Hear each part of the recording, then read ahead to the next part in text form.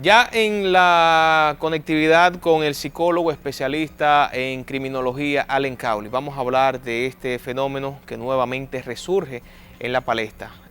El tema de los dementes, las personas enajenadas, son muchos, es un fenómeno muy frecuente. Por ejemplo, estuvimos en una transmisión muy especial desde Teleuniverso en San Juan de la Maguana, el Día del Agricultor, y la realidad que se vive, por ejemplo, en San Juan, es penosa, señores. Los parques llenos de personas con algún problema mental, y es preocupante más aún porque no tenemos aparentemente instituciones que respalden, que ayuden, acompañen a este tipo de personas. Pero para eso entonces el experto en el tema, Allen Cowley, a quien damos las buenas tardes y las gracias por sacar este tiempo y compartir con nosotros. Allen.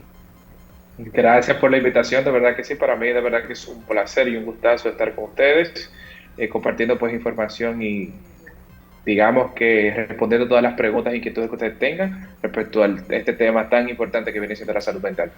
Lamentábamos, Allen, el que estos temas se toman, digamos, por moda o por fiebre. En esta Sí, ocasión, una desgracia con un joven en el Distrito Nacional fue alcanzado por una piedra que supuestamente lanzó un indigente desde un puente peatonal y murió. Pero para sí. entonces empezar, ¿cómo diferenciamos un indigente o una persona con un problema mental? ¿Qué es lo primero que hay que establecer en este caso? Digamos que la diferencia está en las facultades cognitivas que tienen esas personas para poder diferenciar de su realidad. ¿Qué pasa? Que lamentablemente una persona con facultades cognitivas raras o problemas psiquiátricos no tiene una realidad, digamos que concreta de aquí a ahora. Vive en su realidad, vive en su mundo y todo lo que esa persona haga es basado en una realidad que es totalmente disociada a lo que vivimos usted y yo, la persona que nos escucha. Entonces, un indigente prácticamente es una persona sin casa, sin un hogar, sin un espacio adecuado para poder vivir. Allen, ¿qué tan en aumento va el fenómeno de las personas con algún tipo de demencia, de acuerdo a los parámetros que ustedes utilizan en sus consultas?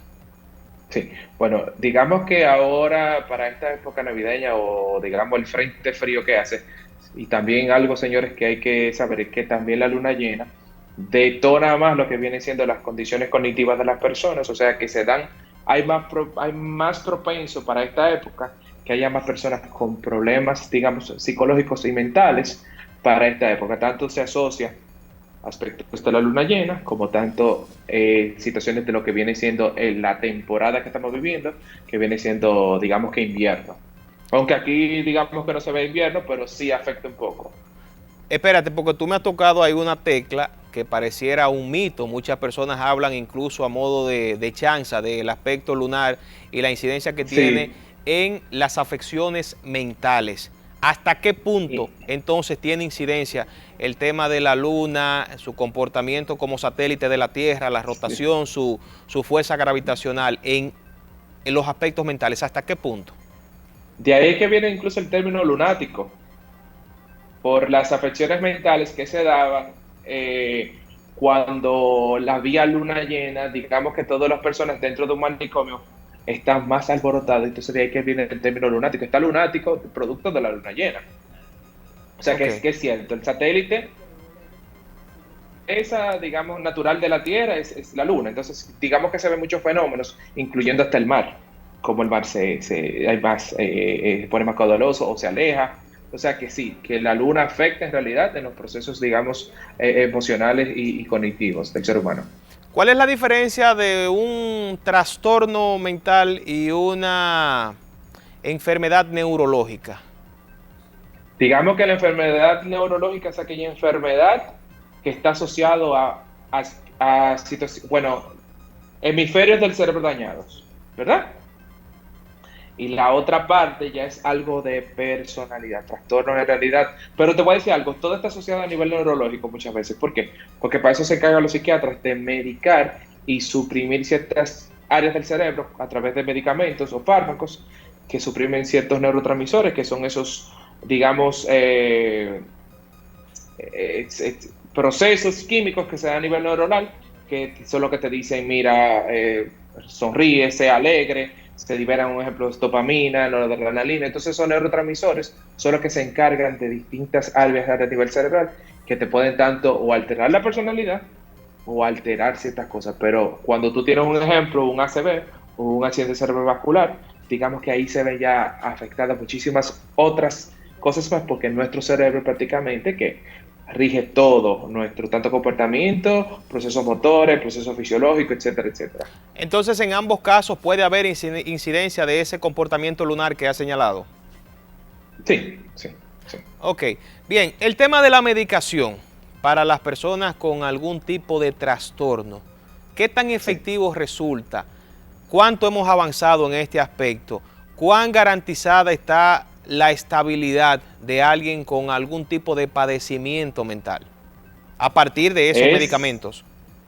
claro, es importante destacar que un acompañamiento farmacológico, de acuerdo a la condición cognitiva que una persona tenga, va a ser muy eficiente.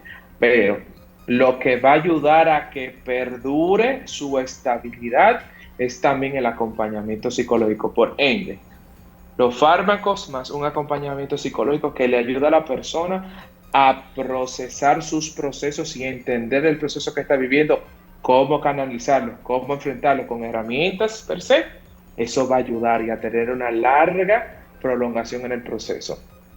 Por ejemplo, si tú estás pasando por un proceso de depresión mayor, ya es importante los medicamentos para que tú analices y aceptes el proceso psicoterapéutico que tú vas a pasar con un psicólogo que te ayuda a tratar tus depresiones o tus trastornos emocionales. En el caso puntual del joven Joel Rafael Cabrera Espino, que Sí, falleció producto de esa pedrada que recibió, se ha hablado mucho, está el dilema de si es un indigente o una persona con un problema mental, un loco, como le decimos vulgarmente. sí, de manera coloquial. ¿Cómo diferenciaríamos nosotros o ustedes los expertos que se trata de una persona con una u otra condición? ¿Cómo empezaría ese proceso para descartar que tenga algún problema mental y que lo hizo por vagabundería, como decimos?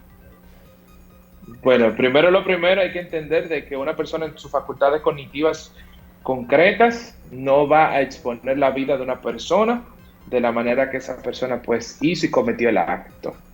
No simplemente voy a tirar una piedra al medio del vacío donde sabemos que si tengo mis facultades correctas entendemos de que eso puede ocasionar un daño. Entonces, ya a partir de ese hecho concreto de que hizo y ejecutó una acción de esta manera, se puede decir que hay que hacer una evaluación psiquiátrica y psicológica para ver qué tipo de trastorno de personalidad y qué tipo de afección mental tiene esa persona. Por ende, una vez identificado es eso, habría que entonces, digamos que someterlo a la justicia y en base a su condición mental, pues lamentablemente aquí en este país no tenemos cárceles psiquiátricas ni hospitales de salud mental, digamos que eficientes, que lo puedan, digamos que aislar y que pase, digamos, un proceso, entre comillas, de rehabilitación, dependiendo, claro, de su condición mental que tenga, de su afección. Si hablamos de que ciertamente, o se confirma luego que se trata de una persona con una condición mental, llega un Sí, sabor muy amargo a la vida de las personas o los parientes de esa víctima, porque entonces es como que tienes que quedar de brazos cruzados o estás amarrado, atado, porque es una persona con problemas mentales y el procedimiento sí. legal posiblemente no sea igual. Incluso hay cierta impunidad, si se quiere, para este tipo de personas por sus condiciones. ¿Cómo maneja la familia este aspecto? Entender que perdí un ser querido, pero que quien le quitó la Pero vida es una persona que tiene un problema mental y por ende no puede pagar una condena de 30 años. ¿Cómo se acompaña psicológicamente ese aspecto? bueno, lamentablemente es algo del sistema, una flaqueza del sistema dominicano, que toda persona con ciertas condiciones mentales son inimputables, dado a que cuando cometen un hecho de este tipo, entre comillas, no tenía sus facultades cognitivas concretas, por ende, lo hizo de manera inconsciente. ¿Qué pasa? Que lamentablemente la familia va a ser un trago amargo para ellos, el entender de que no va a haber justicia, pero está la parte del acompañamiento psicológico donde la familia debe de aceptar el proceso en sí, pasar por sus etapas de duelo y una vez llegue a esa etapa de aceptación, podrá haber pues una sanidad emocional. Y digamos que la parte más difícil, la más dolorosa, perdonar y entender el proceso, que es un ciclo natural de la vida, la muerte, pero de la manera que pasó, duele bastante. Y la familia debe de, pues, tener un acompañamiento psicológico y psiquiátrico que le ayude a entender y procesar, pues, lo que está pasando.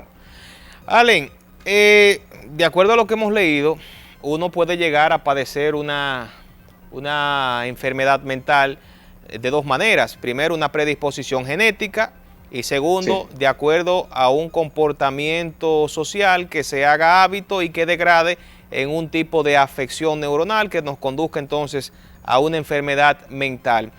¿Cuál de las dos vías está siendo más recurrente en estos momentos de la sociedad?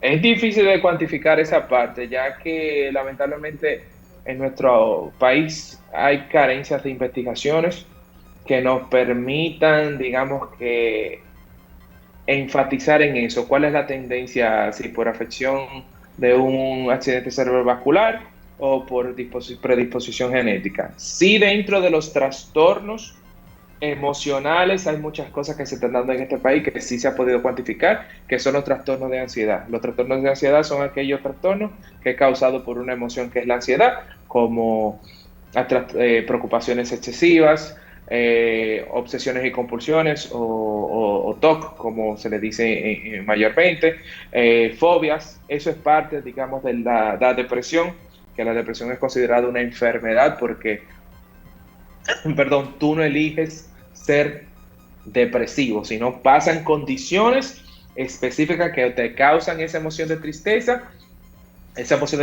perdura y causa lo que viene siendo la depresión. Ok, me quedan dos preguntas a tratar de abordarlas rápidamente. En el caso del consumismo, el exhibicionismo, que forman parte Sí. de este sistema capitalismo, si se quiere, salvaje, dirían los amigos de la izquierda o del comunismo, ¿entienden ustedes los psicólogos que sí está teniendo incidencia en ese tipo de situaciones, ansiedad, depresión, etcétera, etcétera? ¿Puede por favor repetir un poquito? Se cortó, disculpe. Sí, el tema del consumismo, el tema del exhibicionismo a través de las redes, ¿se ha confirmado que Ok. tiene incidencias en esta situación de ansiedad y depresión? No, digamos que ya eso es algo particular de lo que viene siendo la misma generación que está subiendo. Entendemos de que es una manera, yo por lo menos yo te voy a dar una respuesta más personal, entendiendo de que son asuntos de llamar la atención y ¿qué pasa? Que el morbo vende. Como el morbo vende, es algo en realidad que tú necesitas para hacerte viral. ¿Y qué pasa? Que lamentablemente nuestra generación quiere hacerse viral de una manera incorrecta y lo que más vende es lo inmoral, lo que más vende es acciones y conductas que tú dices, wow, no lo hiciera. Pero ese deseo de pertenecer, de tener más seguidores, ¿no puede sumir a alguien en un estado de depresión al no lograrlo? Sí, digamos que sí, porque de acuerdo a la interpretación que esa persona le dé, va a ser una interpretación de que no soy aceptado ni querido por una clase social ni por una raza o algo étnico que me permite a mí tener ese sentido de pertenencia. Si tengo dislike, sí me imagino que voy a sentir rechazo y ese rechazo, pues obvio, que sumerge a una persona en un estado de tristeza. Y claro que sí, como algo que tenemos los psicólogos que podemos decir es que algo normal como las emociones puede llevarte a algo patológico que viene siendo la parte de los trastornos de ansiedad y la depresión en sí. ¿Qué debe hacer el Estado en esta situación con tantas personas con enfermedades e indigentes en las calles? Bueno, una de las cosas que yo entiendo que el Estado debería pues ayudar tanto a nivel general como a los indigentes, bueno, crear cárceles psiquiátricas, eso es algo que el Estado debería tener en cuenta y ponerlo como un proyecto de ley para esas personas que, entre comillas, quieran decir que fue causado que estaba fuera de su control cognitivo y digamos que es penalizado, pero que sea penalizado en una cárcel psiquiátrica para que cumpla su condena ahí, con ciertas medidas pertinentes para que pueda, digamos que, rehabilitarse, entre comillas. Por otra parte, es importante entender de que la salud mental en este país es bastante cara. No todo el mundo tiene accesibilidad a lo que viene siendo un psicólogo o un psiquiatra, más los medicamentos que puede llevar esa persona para cumplir su tratamiento. Es un tratamiento bastante costoso. Entonces, eso es algo que yo entiendo que el Estado debe de tomar medidas. Ayudar a las personas de que la salud mental debe de ser más asequible, tanto las aseguradoras incluir eso en sus, digamos, Catálogos. cobertura y trabajar con eso poco a poco.